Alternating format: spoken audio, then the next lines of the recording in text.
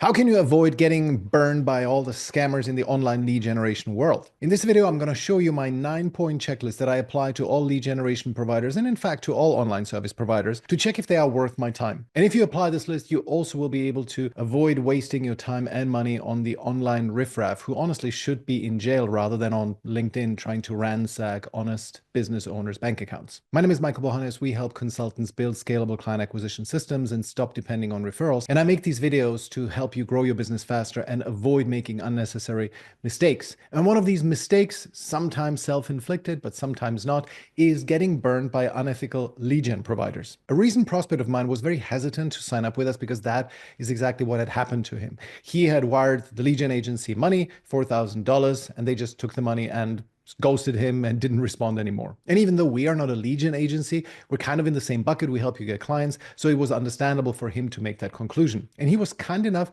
to share the name of the company with me. So I looked them up and I saw immediately quite a few red flags that if you have been in this space for a while, you will already be familiar with. Unfortunately, my prospect hadn't been familiar with that, and so he had signed up with them. So I want to share these red flags with you here so that you know what to look for. By the way, I only have my prospects signed off that story, so I will of course hide the details of the company, but once you see all the things that they do, then you will probably conclude, just like I did, that my prospect was probably right. Now, many of those red flags are applicable not just to lead gen agencies, but to many other service providers online, coaches, consultants, etc. And also very importantly, most of them are not deal breakers per se, especially if you have a recommendation to work with them. That, of course, can override a lot of these red flags. But the accumulation of all of these many red flags is generally a warning sign and should be a deal breaker for you. So let's get started with the red flags you'll see before a sales call. Number one is a founder who cannot be bothered to publish any content. I mean, that's so basic now these days that I will never ever work with anybody who does not at least publish a little bit of content about his or her domain of expertise. Content these days is a little bit like a law firm's lobby. If you want to have a good established law firm and you don't have a decent lobby where you come in and you feel like, wow, this is really luxurious, they're probably not very good. By publishing quality content, you are not only showcasing your actual expertise in the field that you are selling, you're also demonstrating that you have a little bit of spare cash and spare time available so that you can afford to invest it into something that does not give you an immediate ROI. So they need to be publishing content. And please don't get bamboozled into AI generated content. Sometimes I see lead gen agency owners who are publishing, one post a day and it's all very slick and so on. But when you actually read it, you see you can smell the ChatGPT stench in it. So don't buy that. The only thing that I accept is high quality video, long form of the actual founder of the company who I see on the website as well. He or she is clearly the founder and owner of the company, publishes really high quality content, and I see, this person is actually telling me something interesting. The more competitive a space is, the higher standard I expect. I want to see you have a good YouTube channel and at least one social media profile, one social media channel where you are publishing quality content under your own name. And I kid you not, the founder of this lead gen company that my prospect shared with me had absolutely nothing, had a dead LinkedIn profile. 5 followers, no work history, no background image, and some kind of sloppy profile image where he was just lounging in a chair. Number 2, testimonial videos that do not include the client's name and business. My prospect shared with me the scammer's Instagram profile, and I checked the testimonials. I checked 3 of them. I didn't go any further, but none of those 3 had their actual name present so that you could look them up, or their company, or even the niche that they were in. They were just random dudes giving a generic testimonial. And that's actually point number 3. It's different from the first one that you don't know who these people are. But the third thing is the testimonials are completely lifeless and very templated. You could totally see this probably somebody of theirs who's just doing this as a favor or, God forbid, even for money. Like, this is literally verbatim a script of one of his customer testimonials, supposed customer testimonials. Okay, here goes. Quote, "I just wanted to give a shout out to company name, name of the CEO. They have been great to work with. We've been working with them for about 6 months. Initially, we were a little bit skeptical. We had tried a lot of different companies to generate qualified leads and appointments for us and just didn't have a lot of success. And then we found company, started using them and immediately started getting some really high quality leads. In fact, some of the highest quality leads we've had. And so if you're on the fence, if you're looking for more leads, qualified appointments, we highly recommend company." Now, how does that sound to you? Does it sound like genuine, really? Okay, we really work with them. They gave us this kind of leads. This amount of revenue came from it. If they're so great, you should say how much revenue they brought you. How many sales calls did you book? How many of them did close? How many of them showed up?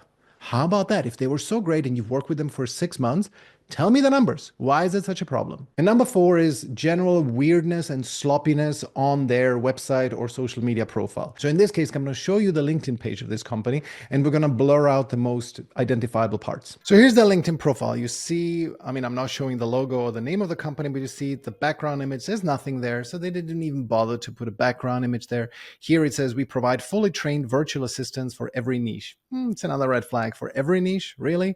Like anybody selling anything, you're not specialized in anything.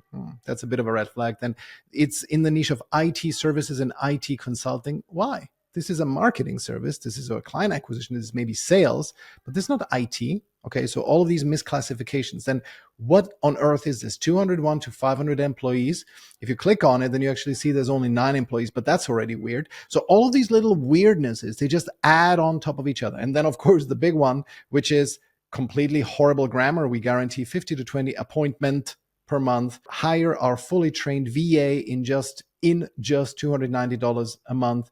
And then if you are not satisfied, 100% money back, no comma or period, our website, blah, blah, blah, and so on. It's just nothing, you know. Also, of course, when you go to post, there's no posts. Now you could say, well, why are you concentrating on their LinkedIn page? Maybe they are more active. They're more active on Instagram. So why LinkedIn? Well, my prospect is very active on LinkedIn. This is his area, and they sold to him.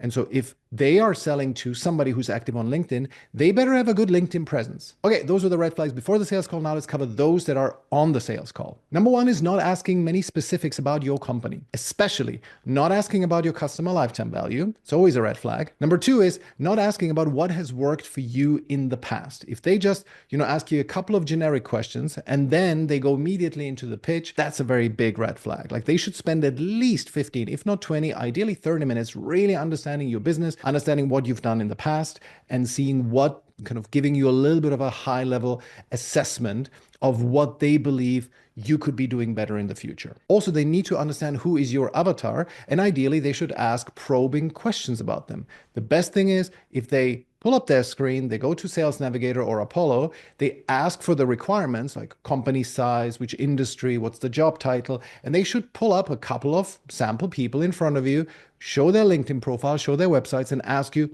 is this somebody you would like to sell to? Number two, that's a huge red flag, is having a single price per appointment. Like if they are appointment pricing based, so they say, okay, we're going to $200 for each call attended, $300 for every call, then this is a big red flag if they have not asked you specifically about your customer lifetime value. So let's just make sure we covered the definition. Lifetime value is defined as the gross profit you get per client. So let's say you get a $10,000 client and it costs you $2,000 to deliver to them. Okay, then your gross profit is $8,000. And if they maybe are 50%, have a 50% likelihood of purchasing again from you for another $10,000, then your overall customer lifetime value is $12,000. Why? The first batch that they bought is 8,000, right? That's the gross profit. And then a 50% of another 8,000. So this 8 plus 4, that's 12,000. That's your customer lifetime value. That needs to be really clear to the lead gen agency as they are doing the discovery with you. Why is that? Well, they should be pricing their services based on the value that they give you and also commensurate with how difficult it is to get a prospect for you to appear on a sales call. And that is not some turbo capitalist, they try to squeeze you dry. No, this is all about, it's much harder to get a 100K potential client to show up to a sales call than it is to get a 10K client. So they should price it very differently. They should price a 10K client at 10% of what they would charge you a 100K client to show up to a sales call. So for example, if your LTV is indeed 100,000 and they charge you 200 for a sales call, it just clearly shows that they have no idea what they're talking about, and you should just end the call then and there. And by the way, when they do this, when they price leads in a uniform way, you know what could be happening? They could be paying the leads to appear. One of my clients told me that this happened to him. He had worked with a lead gen agency where he felt there was a strange disconnect with the person on the other side.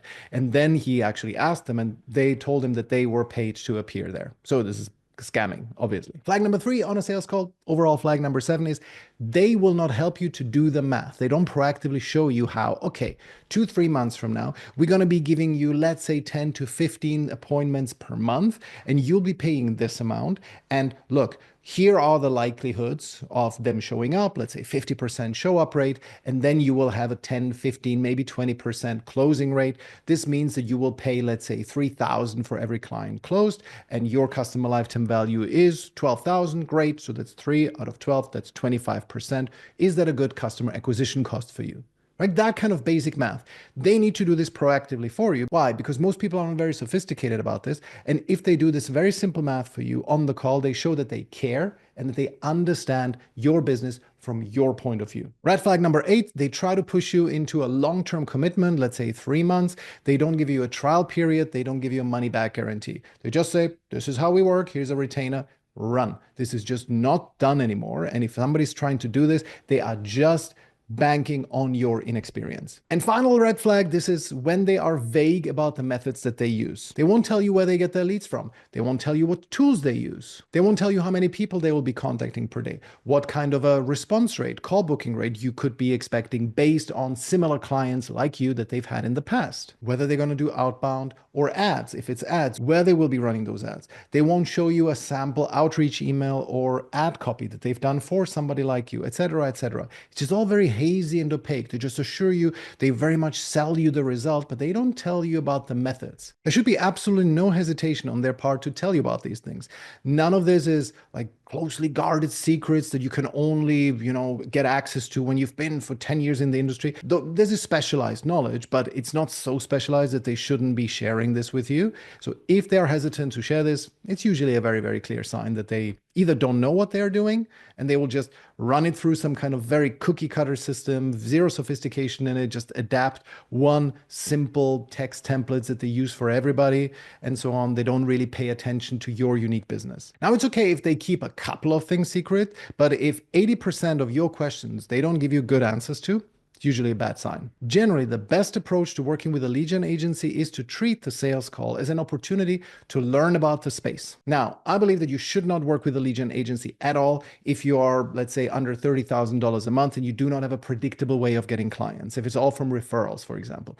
Don't work with an agency, and I'll tell you why in a second. Now, if you do want to do it, then use the sales call as an opportunity to learn. Ask them questions, especially about all these things that I said. How will you be doing this? And then give them your situation. Of course, they should have asked about that. And then ask them, what would you do in my scenario? Also, they should ask you, well, what are my alternatives to this form of client acquisition? Like, what else is there out there? What would you recommend? If I don't go with you, what kind of other service should I envisage? You want to work with somebody who's a partner to you and not a one-trick pony. They only know how to use a hammer and you are a nail to them, right? They should have a little bit of an overview, like a 30,000-foot view on the industry. Well, we don't do ads, but you could also run Facebook ads. This is what I've seen in the market. We just don't provide it. That's a great answer. Now, do this 10, 15 times and always try to learn something new on each call. Right? If you're really serious about hiring a good lead gen agency, then do that, because at some point you will stop learning. And when you stop learning, now you have really understood the space, and now go back to all of these interviews that you've conducted and pick the best one. Now, the reason why I recommend that you don't go for a lead gen agency when you're this early stage is because a really good lead gen agency will cost you a lot of money. And if you are at, let's say, $20,000, $30,000 a month or below, then I think you have better ways to investing your money, and that would be to figuring out exactly how to do lead gen yourself. It's an important aspect of your business, not just delivering to clients, but also having skills in-house to do some rudimentary, some basic client acquisition, maybe cold email, maybe outreach, maybe running some ads, maybe lead magnets on LinkedIn, etc. Because you have to understand how most lead gen agencies work. They actually pursue something that is similar to a venture capital model. Venture capitalists, they generally invest in, let's say, 10 companies, fully knowing that 8 of them are going to be failures. And then maybe one, if they're lucky, is going to be a Google, and another one will be maybe moderately successful. This is similar to how lead gen agencies work. They take on 10 clients, fully knowing that for 8 of them, they will probably not get them any results. And I hear this so often that I think this is about right as a ratio. 80% don't get any results. And then one of them will become, let's say, a long-term client, 6 to 12 months. and one more will be maybe a 6-month engagement. And they do a 3-month minimum engagement. So they collect 8 times 3 months of a retainer, right? It's great for them, not very good for the client. And the other ones, they keep them around for longer. That is usually their model, and you can make some good money with that. It's not a very long-term sustainable model if you don't get results for 80% of your clients, but it works. And that's generally why I recommend you don't work with lead gen agencies where you just outsource this part. Much better to figuring out one channel on your own, preferably something that is relatively cheap, like cold DMs or cold email. And then once you've cracked that, you will be much more knowledgeable in choosing another agency in a different field, let's say Facebook ads. And then you can use that messaging that you used in your cold emails and can apply to Facebook ads and get an agency in who really understands the platform Facebook and can run ads successfully there. But you will then be overseeing their work. They have some, platform specific magic that they can apply, but the actual messaging you will have close control over because you've done it in the past. You've gotten strangers as clients. You'll be so much better at discerning wheat from chaff if you've done it once. But you have to build the first version of client acquisition systems yourself. And if you want to know more about how these lead gen agencies work and why it's structurally so difficult for founders like yourself to work with a lead gen agency, then watch this next video.